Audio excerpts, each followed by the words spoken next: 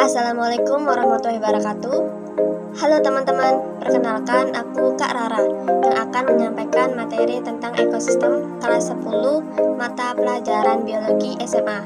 Kompetensi dasar 3.10, menganalisis komponen-komponen ekosistem dan interaksi antar komponen tersebut. Tujuan yang ingin dicapai: yang pertama, siswa mampu mendeskripsikan pengertian ekosistem dan contoh ekosistem di lingkungan sekitar. Yang kedua, siswa mampu mengidentifikasi komponen-komponen ekosistem beserta contohnya. Yang ketiga, siswa mampu mengidentifikasi jenis-jenis bentuk interaksi dalam ekosistem beserta contohnya. Yang keempat, siswa mampu mengidentifikasi daur biogeokimia. Teman-teman mungkin pernah menonton video yang memperlihatkan seekor rusa sedang asik memakan rerumputan. Tidak jauh dari tempat tersebut, terlihat seekor macan sedang mengendap-endap mendekati rusa, kemudian dengan cepat menyambar rusa dan memakannya. Peristiwa makan dan dimakan tadi akan selalu terjadi dalam sebuah ekosistem. Nah, apa itu ekosistem? Apa saja peranan makhluk hidup dalam sebuah ekosistem? Yuk tonton videonya sampai habis. Ekosistem merupakan sistem interaksi antara makhluk hidup sebagai faktor biotik dengan lingkungan tempat ia hidup, faktor abiotik. Berdasarkan asal terbentuknya, ekosistem dibedakan menjadi dua macam, yaitu yang pertama, ekosistem alami merupakan ekosistem yang terbentuk secara alamiah tanpa ada campur tangan dari manusia. Karenanya tingkat keanekaragaman hayatinya tinggi. Ekosistem alami dibedakan lagi menjadi dua macam, yaitu ekosistem darat, misalnya pantai, gurun, dan ekosistem perairan seperti danau dan laut. Yang kedua, ekosistem buatan merupakan ekosistem yang terbentuk karena adanya campur tangan manusia, sehingga tingkat keanekaragaman hayatinya rendah. Contoh ekosistem buatan antara lain sawah, bendungan atau waduk, tambak, dan hutan produksi. Setiap makhluk hidup mempunyai kedudukan masing-masing di habitatnya. Kedudukan tersebut antara lain: pertama, produsen. Produsen adalah makhluk hidup autotrof yang mampu menghasilkan makanan sendiri dan melakukan fotosintesis. Jika di darat, makhluk hidup yang berperan sebagai produsen adalah semua jenis tumbuhan hijau. Sedangkan di perairan yang bertindak selaku produsen adalah alga, fitoplankton, dan tumbuhan air. Kedua, konsumen. Konsumen dibedakan menjadi tiga jenis, yaitu konsumen primer, terdiri dari organisme heterotrof yang memakan tumbuhan hijau, alga, dan bakteri. Di darat, contohnya adalah belalang, ulat, siput, mamalia, pemakan rumput seperti sapi, kambing, kelinci, serta burung pemakan buah dan biji. Di air misalnya zooplankton, udang-udangan, dan ikan pemakan alga. Konsumen sekunder merupakan karnivora pemakan konsumen primer. Di darat, contohnya katak yang memangsa belalang, dan mamalia besar seperti singa yang mangsa hewan perumput. Di air, misalnya ikan kecil yang memakan zooplankton dan invertebrata. Konsumen tersier adalah konsumen puncak dalam piramida makanan di darat. Contohnya burung elang yang memangsa ular. Di air seperti ikan hiu dan paus. Ketiga, detritivor. Detritivor merupakan makhluk hidup pemakan detritus seperti sampah hewan, serasa dedaunan, dan bangkai hewan yang dihasilkan oleh semua tingkat ikan. Contoh detritivor diantaranya adalah cacing tanah, jenis-jenis tikus, dan insekta yang memakan daun-daun busuk. Keempat, dekomposer. Dekomposer atau pengurai dalam suatu ekosistem adalah bakteri dan jamur.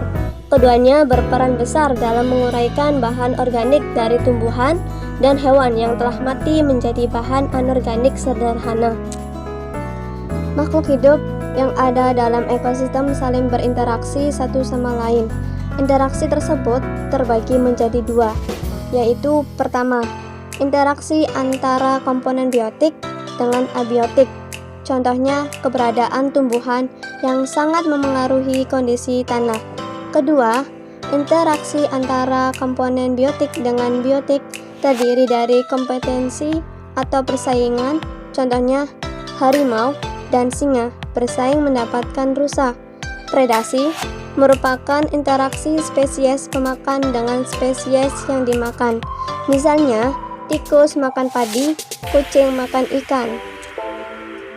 Simbiosis terdiri dari 4 jenis, yaitu simbiosis mutualisme saling menguntungkan. Contohnya, bakteri E. coli dan usus manusia. Simbiosis komensalisme, satu spesies diuntungkan, sedangkan spesies lainnya tidak untung dan tidak rugi, seperti anggrek dengan tanaman inangnya. Simbiosis parasitisme, satu untung, satu rugi, yaitu benalu dengan pohon mangga. Simbiosis amensalisme, satu dirugikan, sedangkan yang lain tidak untung dan tidak rugi. Contohnya rumput teki dan tanaman pertanian. Netral, yaitu hubungan tidak saling mengganggu, contohnya interaksi pohon dengan ular. Antibiosis, interaksi dua jenis makhluk hidup di mana salah satu makhluk hidup akan mengeluarkan racun untuk membunuh makhluk hidup lainnya, seperti interaksi antara jamur penicillium dengan bakteri. Jamur mengeluarkan antibiotik yang dapat membunuh bakteri. Dalam ekosistem terdapat aliran energi sebagai rangkaian urutan pemindahan energi dari satu tingkatan trofik ke tingkatan trofik berikutnya. Tingkatan trofik merupakan kedudukan individu dalam suatu rantai makanan.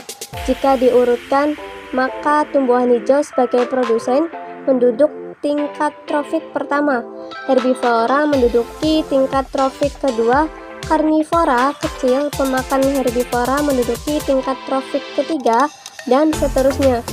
Aliran energi berlangsung dalam suatu ekosistem melalui peristiwa makan dan dimakan di dalam rantai makanan dan jaring-jaring makanan. Pertama, rantai makanan.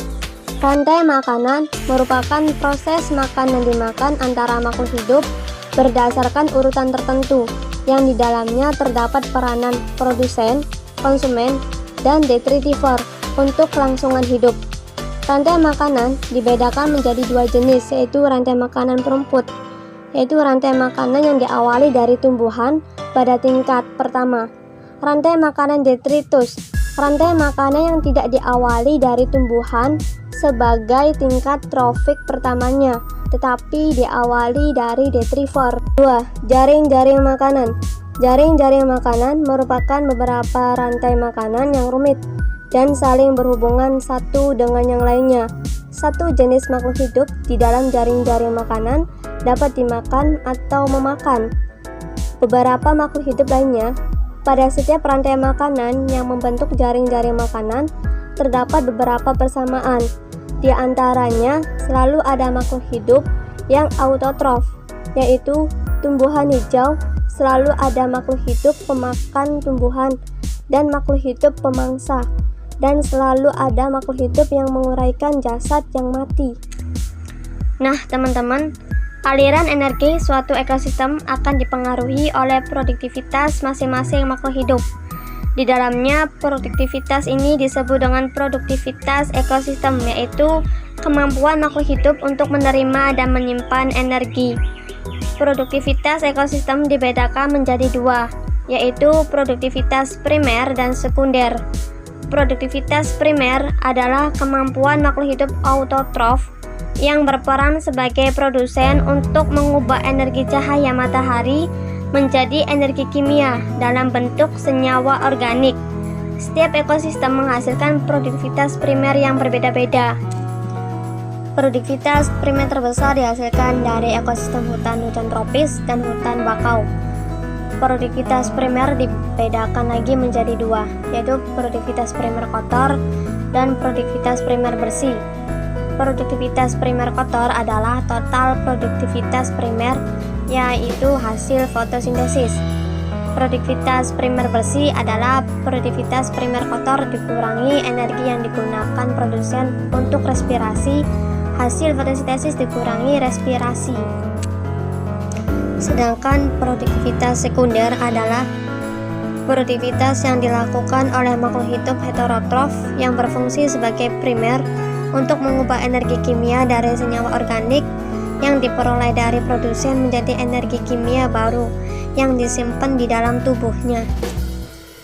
Proses yang terjadi pada rantai makanan akan berlangsung secara terus-menerus, sehingga membentuk suatu daur materi aliran energi, dan daur materi menyebabkan pertukaran atau perubahan secara terus-menerus antara komponen makhluk hidup dengan makhluk tak hidup. Peristiwa ini dinamakan dengan daur biogeokimia. Pernahkah teman-teman mendengar fenomena hujan asam? Hujan asam pernah melanda beberapa wilayah di Indonesia seperti Sumatera, Kalimantan, Jakarta, dan Bandung. Hujan asam merupakan hujan yang mempunyai kadar keasaman dengan pH di bawah 5,6, sehingga air hujan asam lebih asam dibandingkan air hujan biasa. Air pada hujan asam akan meningkatkan keasaman tanah dan air permukaan yang terbukti dapat membahaya kehidupan ikan, tanaman, bahkan manusia. Nah, tahukah teman-teman, jika fenomena hujan asam ini merupakan hasil dari proses daur ulang zat kimia, perpindahan unsur-unsur kimia melalui makhluk hidup dan lingkungan abiotik seperti tanah dan air ini disebut dengan daur biogeokimia. Daur biogeokimia merupakan siklus yang terjadi pada suatu unsur kimia melalui lingkungan biotik, yaitu makhluk hidup, dan lingkungan abiotik, udara, tanah, dan air. Adanya daur biogeokimia ini membuat unsur-unsur kimia yang sudah terpakai tidak hilang, namun kembali lagi ke alam dalam suatu siklus, sehingga kelangsungan hidup dan keseimbangan ekosistem dapat terus terjaga. Unsur-unsur kimia yang dapat mengalami daur biokimia meliputi karbon, nitrogen, hidrogen, oksigen, sulfur, dan fosfor. Berdasarkan unsurnya, daur biokimia dapat dibagi menjadi 6 jenis, yaitu siklus air, siklus karbon, oksigen, hidrogen, sulfur, dan siklus fosfor. Pertama, siklus air. Siklus air disebut juga dengan daur hidrologi, merupakan proses alami pergerakan air secara terus-menerus dari atmosfer ke bumi dan sebaliknya. Air berubah bentuk dari uap ke cairan dan berpindah antara atmosfer daratan dan lautan melalui berbagai tahapan yang berulang terus-menerus, sehingga air yang ada di bumi terus berputar dan tidak akan habis. Berikut ini beberapa tahapan yang terdapat dalam siklus air. Pertama, evaporasi atau penguapan. Evaporasi terjadi ketika energi matahari menyebabkan air dari lautan, sungai, dan danau menguap ke atmosfer. Proses ini juga melibatkan penguapan dari permukaan tumbuhan dan tanah. Jadi, evaporasi merupakan proses perubahan zat cair menjadi gas yang akan berkumpul di atmosfer. Kedua, kondensasi, pengembunan. Kondensasi adalah proses perubahan air dari gas menjadi cair. Pada siklus hidrologi, kondensasi terjadi di atmosfer akibat perubahan suhu dan tekanan. Akibat adanya kondensasi, air akan berkumpul membentuk awan hitam yang siap turun sebagai hujan ketika mencapai titik jenuh. Ketiga, presipitasi. Presipitasi terjadi ketika awan jenuh dan muncul tetesan air. Presipitasi dapat berupa hujan salju, hujan es, atau embun beku. Semakin banyak uap air yang terbentuk di atmosfer, maka tetesan air yang ada di awan akan semakin banyak, dan semakin berat ketika awan tidak mampu menampung banyaknya air yang terbentuk. Air tersebut akan dikeluarkan dalam bentuk hujan air jatuh ke permukaan bumi, kemudian mengisi sungai, danau, dan lautan. Keempat, infiltrasi. Infiltrasi merupakan proses yang membuat sebagian air yang mencapai permukaan bumi meresap ke dalam tanah. Air yang meresap ini akan menjadi sumber air tanah atau mengalir ke sungai dan akhirnya bermuara ke lautan. Kelima, aliran. Permukaan air yang tidak meresap ke dalam tanah akan mengalir di permukaan bumi. Air di permukaan ini kemudian membentuk aliran sungai, danau, dan waduk. Terakhir, transpirasi. Transpirasi merupakan proses tumbuhan menyerap air melalui akar dan mengeluarkan uap air melalui stomata pada daun. Proses ini membantu mempertahankan keseimbangan siklus air. Berdasarkan panjang dan proses pergerakan molekul air, siklus air dapat dibedakan menjadi 3 jenis, yaitu pertama, siklus pendek. Siklus pendek diawali dari evaporasi air laut ke atmosfer. Pada ketinggian tertentu, uap air akan mengalami kondensasi yang akan membentuk awan. Awan yang tak mampu menahan beban air akan mengalami presipitasi dan terjadi hujan, sehingga air jatuh kembali ke laut. Kedua, siklus sedang. Seperti yang terjadi pada siklus pendek, siklus sedang terjadi ketika air laut menguap. Yang membedakan dalam siklus sedang, uap air akan terbawa oleh angin menuju daratan. Di ketinggian tertentu, uap air mengalami proses kondensasi menjadi awan.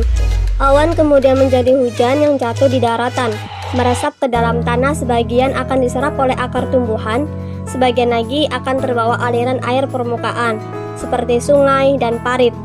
Air akan melewati berbagai macam saluran air yang akan membawanya kembali berakhir ke laut. Ketiga, siklus panjang. Siklus panjang diawali dengan evaporasi dan kondensasi air laut.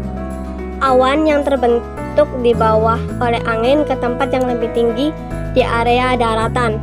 Nah, awan yang terbentuk tadi bergabung dengan uap air yang berasal dari evaporasi danau dan sungai, serta transpirasi tumbuhan.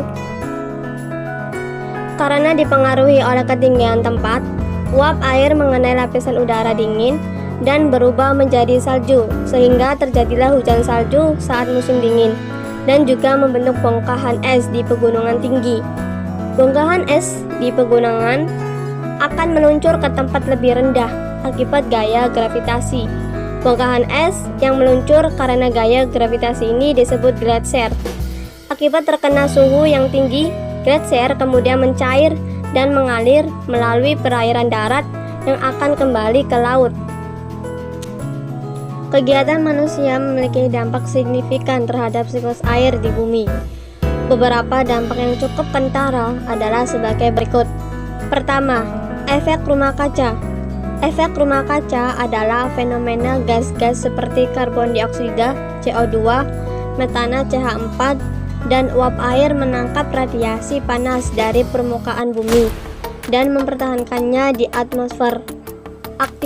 Aktivitas manusia seperti pembakaran bahan bakar fosil dan pengurangi lahan hutan telah meningkatkan konsentrasi gas rumah kaca di atmosfer. Akibatnya adalah terjadi peningkatan suhu global yang berdampak pada siklus air. Peningkatan suhu global menyebabkan penguapan yang lebih cepat dari permukaan laut, dan seiring dengan itu, konsentrasi uap air di atmosfer meningkat.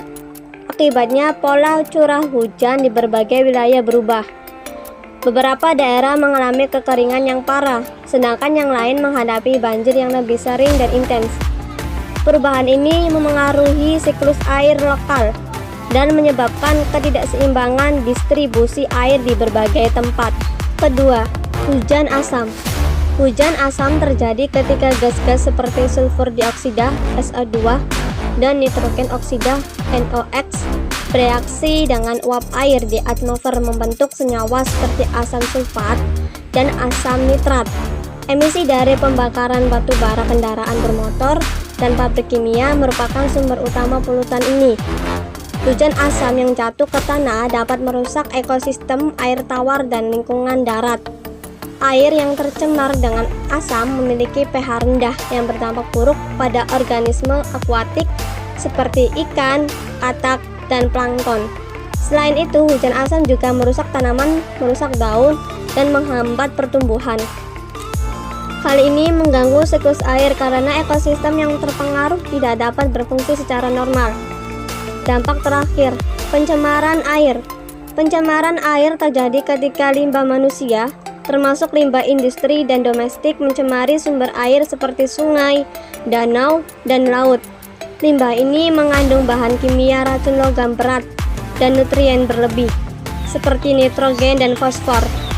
Akibatnya kualitas air menurun dan mengganggu siklus air alami. Kedua, siklus karbon. Siklus karbon adalah proses pertukaran senyawa karbon di atmosfer dan permukaan bumi.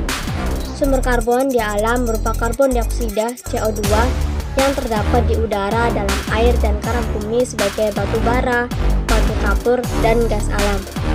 Setiap ekosistem akan menyerap karbon dalam tingkat yang berbeda. Jumlah karbon yang diserap hutan-hujan tropis lebih banyak 100 kali lipat dari yang masuk ke gurun. Lalu, bagaimana daur karbon dimulai? Berikut ini adalah proses siklus karbon. Karbon yang ada di atmosfer diserap oleh tumbuhan untuk fotosintesis. Tumbuhan ini kemudian dikonsumsi oleh hewan, dan karbon terakumulasi secara biologis ke dalam tubuh tumbuhan, hewan, dan tumbuhan ini akhirnya mati, dan setelah membusuk, karbon dilepaskan kembali ke atmosfer. Sebagian karbon yang tidak dilepaskan kembali ke atmosfer akhirnya menjadi bahan bakar fosil. Bahan bakar fosil ini kemudian digunakan untuk aktivitas buatan manusia yang memompa lebih banyak karbon kembali ke atmosfer. Siklus karbon digunakan dalam beberapa proses sebagai berikut. Pertama, proses fotosintesis. Proses ini dilakukan oleh organisme autotrof seperti tumbuhan, alga, dan fitoplankton. Fotosintesis menggunakan sumber energi matahari, air, dan karbon dioksida sehingga menghasilkan karbohidrat. Karbohidrat inilah yang akan menjadi makanan bagi tumbuhan dan berguna untuk membangun seluruh tubuh organisme autotrof tersebut. Kedua, proses rantai makanan. Perpindahan energi pada rantai makanan juga meneruskan senyawa karbon dari organisme autotrof ke organisme heterotrof. Ketiga, proses respirasi. Siklus karbon juga terjadi pada pernapasan makhluk hidup. Pada respirasi sel, molekul karbon dilepaskan setelah menerima oksigen, sehingga makhluk hidup mengembuskan karbon dioksida saat respirasi. Saat proses tersebut berlangsung, karbon yang berada di dalam tubuh kembali ke atmosfer. Keempat, proses dekomposisi. Siklus karbon juga terjadi pada proses dekomposisi atau penguraian sisa-sisa makhluk hidup. Sisa-sisa makhluk hidup dapat berupa tubuh organisme mati, tumbuhan yang layu, juga kotoran makhluk hidup. Proses dekomposisi akan menguraikan sisa-sisa zat organik tersebut menjadi bentuk yang lebih sederhana, termasuk karbon. Karbon dari makhluk hidup dilepaskan ke tanah juga udara. Terakhir, pembakaran bahan bakar fosil. Ketika bahan bakar fosil dibakar, maka akan melepaskan gas karbon dioksida dan gas rumah kaca lainnya. Hal ini karena sumber energi fosil seperti minyak bumi, batu bara, dan gas alam terbentuk dari karbon. Adanya gas karbon dioksida dan gas rumah kaca dari hasil pembakaran bahan bakar fosil ini juga dapat menyebabkan pemanasan global. Meskipun begitu, setiap karbon yang tersebar di udara dan tanah nantinya akan digunakan kembali oleh makhluk hidup dan kehidupan di bumi. Jadi, adanya siklus karbon ini memberikan manfaat bagi kehidupan kita di bumi. Di antaranya, dari aspek lingkungan, karbon memberikan isolasi dengan memerangkap matahari. Dari aspek biologis, karbon menjadi bahan penyusun kehidupan dan membentuk ikatan yang stabil dengan unsur-unsur lain seperti pada proses fotosintesis dan rantai makanan. Berikutnya, siklus oksigen. Siklus oksigen saling berhubungan dengan siklus karbon sebagai unsur dasar penyusun senyawa organik. Tahapan-tahapan siklus oksigen adalah semua tumbuhan hijau sama proses fotosintesis, melepaskan oksigen kembali ke atmosfer sebagai produk sampingan. Semua organisme aerobik menggunakan oksigen bebas untuk respirasi, hewan dan manusia menghembuskan karbon dioksida, dan karbon dioksida kembali ke atmosfer dan digunakan lagi oleh tumbuhan selama fotosintesis. Siklus oksigen pun terjadi, dan oksigen seimbang di atmosfer.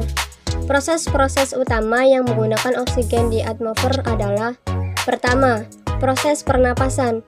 Manusia dan hewan menghirup oksigen dari lingkungan luar ke dalam sel-selnya dan mengembuskan karbon dioksida kembali ke atmosfer. Kedua, proses dekomposisi. Hewan atau tumbuhan yang mati membusuk di dalam tanah dan bahan organik beserta karbon, oksigen, dan air dikembalikan dalam tanah dan udara. Ketiga, proses pembakaran.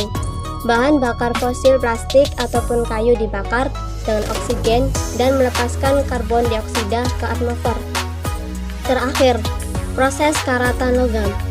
Seperti besi atau paduan, akan berkarat ketika terkena kelembaban dan oksigen dalam jangka waktu lama dan akan membentuk senyawa oksida.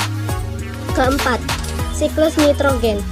Siklus nitrogen adalah proses biogeokimianya pada nitrogen yang diubah menjadi berbagai bentuk secara berurutan, berpindah dari atmosfer ke tanah ke organisme dan kembali ke atmosfer. Proses siklus nitrogen terdiri dari tahapan-tahapan berikut. Pertama, fiksasi. Nitrogen pada proses ini, nitrogen atmosfer N2 yang tersedia sebagai gas tidak reaktif diubah menjadi bentuk yang dapat digunakan, yaitu amonia NH3. Seluruh proses fiksasi nitrogen dilakukan oleh bakteri Azotobacter dan Rhizobium. Bakteri ini memiliki enzim nitrogenase yang memiliki kemampuan untuk menggabungkan gas nitrogen dengan hidrogen membentuk amonia. Kedua, nitrifikasi. Dalam proses ini, amonia diubah menjadi nitrat oleh bakteri Nitrobacter yang ada di dalam tanah. Perubahan bentuk zat ini dilakukan karena gas amonia bersifat racun bagi tanaman. Ketiga, asimilasi. Asimilasi merupakan proses pengambilan senyawa nitrogen berupa ion nitrit, ion nitrat, atau ion amonium dari tanah oleh tumbuhan dengan bantuan akarnya. Senyawa ini akan digunakan dalam pembentukan protein tumbuhan dan hewan saat memasuki jaring makanan. Keempat, amonifikasi. Ketika tumbuhan dan hewan mati, nitrogen yang ada dalam bahan organik dilepaskan kembali ke dalam tanah. Bakteri dan jamur sebagai pengurai akan mengubah bahan organik kembali menjadi amonium. Proses penguraian ini menghasilkan amonia yang selanjutnya digunakan untuk proses biologis lainnya. Terakhir, denitrifikasi. Denitrifikasi adalah proses di mana senyawa nitrogen kembali ke atmosfer dengan mengubah nitrat NO3- menjadi gas nitrogen. Denitrifikasi dilakukan oleh spesies bakteri denitrifikasi Clostridium pseudomonas yang akan memproses nitrat untuk mendapatkan oksigen dan mengeluarkan gas nitrogen bebas sebagai produk sampingan. Manfaat siklus nitrogen dalam kehidupan antara lain membantu tanaman mensintesis klorofil dari senyawa nitrogen, membantu mengubah gas nitrogen yang tidak reaktif menjadi bentuk yang dapat digunakan tanaman melalui proses biokimia dalam proses amonifikasi. Bakteri membantu penguraian materi hewan dan tumbuhan yang secara tidak langsung, membantu membersihkan lingkungan nitrat dan nitrit dilepaskan ke dalam tanah, yang membantu memperkaya tanah dengan nutrisi penting yang dibutuhkan untuk budidaya. Dan nitrogen merupakan komponen integral sel yang membentuk senyawa dan biomolekul penting. Kelima, siklus sulfur. Sulfur atau belerang di alam terkandung dalam tanah berupa mineral tanah dan di udara dalam bentuk SO2 atau gas sulfur dioksida. Adanya gas sulfur dioksida di udara ini dihasilkan oleh aktivitas gunung berapi, pembakaran bahan bakar fosil, pelapukan batuan, atau curah hujan yang dikenal dengan hujan asam. Nah, tahapan yang terjadi pada gas sulfur dioksida ini hingga bisa diserap oleh makhluk hidup dan kembali ke atmosfer adalah gas SO2 di udara bersenyawa dengan oksigen dan air akan membentuk asam sulfat yang ketika jatuh ke tanah akan membentuk ion sulfat. Ion sulfat diserap oleh tumbuhan untuk menyusun protein dalam tubuhnya. Jika manusia atau hewan memakan tumbuhan, maka akan terjadi perpindahan unsur sulfur dari tumbuhan ke tubuh hewan atau manusia. Ketika hewan atau manusia mati, jasadnya akan diuraikan oleh bakteri dan jamur pengurai dan menghasilkan gas hidrogen sulfida H2S yang akan dilepas ke udara dan sebagian tetap di tanah. Gas H2S di udara akan bersenyawa dengan oksigen membentuk sulfur oksida SO, dan yang di tanah akan diubah menjadi ion sulfat oleh bakteri sehingga dapat diserap kembali oleh tumbuhan. Beberapa manfaat adanya siklus sulfur antara lain membantu pembentukan butir hijau daun sehingga daun menjadi lebih hijau, meningkatkan kandungan protein dan vitamin tanaman, dan berperan dalam proses pembentukan zat gula pada tanaman. Meskipun memiliki beberapa manfaat, sulfur juga dapat menimbulkan dampak buruk bagi lingkungan, terutama dalam hal pencemaran udara yang akan merusak atmosfer bumi. Terakhir, siklus fosfor. Fosfor merupakan unsur penting bagi kehidupan, tetapi persediaannya sangat terbatas. Dengan kemampuannya membentuk ikatan kimia berenergi tinggi, fosfor digunakan dalam transformasi energi pada semua organisme. Siklus fosfor dimulai di kerak bumi, yaitu pada bebatuan. Batuan yang mengalami pelapuk dan erosi akan mengeluarkan garam fosfat. Garam-garam ini terbawa ke dalam tanah dan terlarut dalam air. Garam fosfat yang terlarut dalam air diserap oleh tumbuhan. Selanjutnya, hewan atau manusia yang memakan tumbuhan akan memperoleh fosfor dari tumbuhan yang dimakannya. Tumbuhan dan hewan yang mati atau sisa ekskresi hewan, urin dan feses yang berada di tanah akan diuraikan oleh bakteri dari fosfat organik menjadi fosfat anorganik, kemudian dilepaskan ke ekosistem.